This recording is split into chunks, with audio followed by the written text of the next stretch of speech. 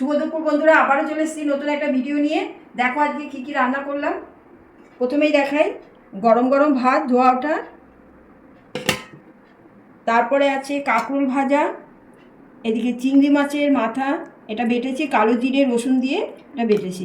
বাহ, এটা দিয়ে তো আমার তাহলে সব ভাত খাওয়া হয়ে যাবে আজকে। না এটা বলিস না, মনে হয় আর অনেক কিছু রান্না আছে, সব কিছুই কিন্তু খেতে হবে।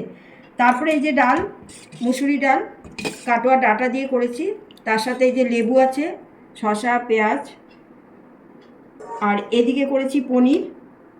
পনিরটা মাখা মাখা করে করেছি, রাতে রুটি দিয়েও হবে আর এখনও একটু খাওয়া হবে। আর এদিকে করেছি গাঁটি কচু চিংড়ি মাছ দিয়ে, তার মধ্যে একটু আলু দিয়েছি, আর এই চিংড়ি মাছ দিয়ে গাঁটি কচু। চিংড়ি মাছটা তোলো দেখি, বেশ সুন্দর লাগছে তো। খুব ভালো হয়েছে, এটা জিরের গুঁড়ো দিয়ে করেছি, ভালো হয়েছে। আজকে রান্নাবান্না সব কিছু তোমাদের কেমন লাগলো বলবে। আজ আসি, তাহলে আবারও আসবো নতুন একটা ভিডিও নিয়ে। টাটা।